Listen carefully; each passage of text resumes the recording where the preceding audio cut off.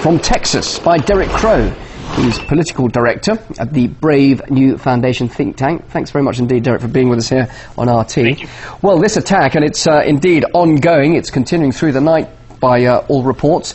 This is the latest in the series in Afghanistan over the recent months. How unstable is the country 10 years now after the US-led occupation, and of course bearing in mind $500 billion being spent in the process?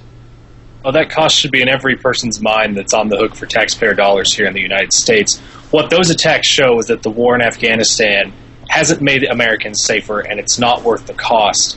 Your question about the stability is the right one. We're 10 years into a war launched, with the idea of responding to the 9/11 attacks, but here we are just past the 9/11 10-year anniversary, and major attacks are being mounted in the Capitol. And we're just weeks out from Petraeus, kind of crowing about the most recent statistics he wanted to cite, saying that, violence was coming down. But that was immediately followed by August, which was the most deadly month ever for U.S. forces in Afghanistan, and then followed by these spectacular attacks in the Capitol.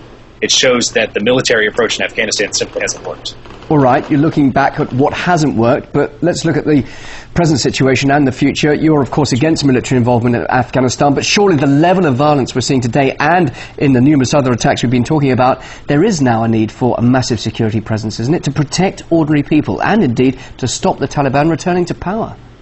Well, keep in mind that was the justification for sending the major surges in the first place in Afghanistan. The point of a counterinsurgency strategy, we were told by our generals, was to protect the population. But what you saw was as troop levels increased after the major escalations in the Obama administration, violence increased concurrently. And what we've been arguing for a while is that if you increase the presence of foreign troops who aren't welcome in Afghanistan, you're going to entice a further strengthening of the insurgency. You're basically driving people into the arms of a movement that is now portraying itself as a national liberation movement.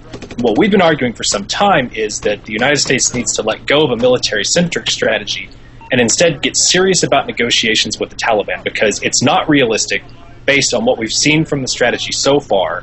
The military strategy is going to drive the Taliban out of Afghanistan or prevent them from being a player in the political future of Afghanistan. And given that that's the case, shoving hundreds of thousands of troops and $2 billion a week at that problem through military means is just going to exacerbate the problem and continue a rise in violence. What needs to happen to end the violence in Afghanistan is for the United States to get serious about a real political settlement with the Taliban that doesn't have as a prerequisite surrender on the Taliban's part. They've got to get those people into real power-sharing negotiations with the government. Now, you've recently argued that the US war strategy no longer makes sense, indeed, not just because of what you've just said, but also Al-Qaeda's leader, Osama bin Laden, he was killed, of course. You say now that actually makes it gives no reason at all for this campaign to continue. But the violence is carrying on, isn't it, as we've seen today? So has bin Laden's death actually given more encouragement and provoked those militants to fight even more now?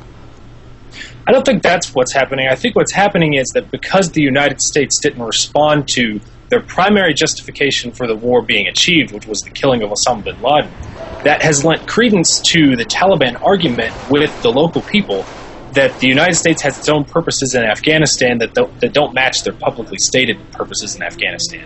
The justification the United States used for launching the war in Afghanistan in the first place was to get Osama bin Laden.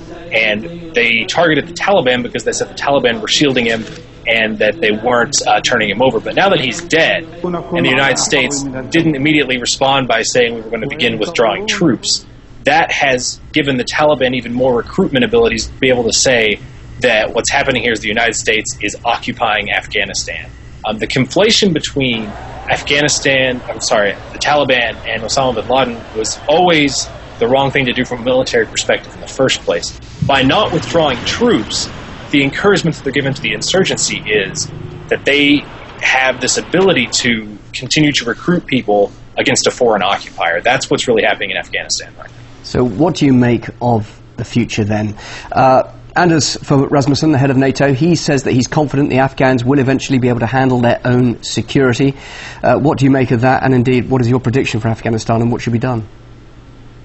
Well, I think that the news this week, both in terms of the attacks happening in the capital right now, but also when we've heard what the security forces in Afghanistan are doing with the money they're being sent right now by the Americans, you've got this new report showing that, from Human Rights Watch, showing that local forces that have been funded through the military strategies, the sort of answer to local terrorism, have been raping and pillaging with impunity on the American taxpayer dime. And until the United States starts taking a hard look at who exactly they're giving money to, both at the top level by backing warlords and local power brokers, but also at the local level by funding these unaccountable local security forces, there's not going to be stability in Afghanistan. My prediction for Afghanistan is if the United States doesn't change course, they're going to see continued slide instability in the country and a continued rise of local instability and local power brokers who are going to further destabilize the country. We're actually generating a situation in Afghanistan right now that was much like the situation that led to the political rise of the Taliban. So unless the United States gets serious about political negotiations with the leaders of the Taliban, we're not going to see an improvement in the situation there. From Texas, Derrick Crowe. Very interesting to hear what you have to say. Thanks for sharing us your thoughts. Political Director at the Brave New Foundation think tank live there. Thank you for your time. Thank you.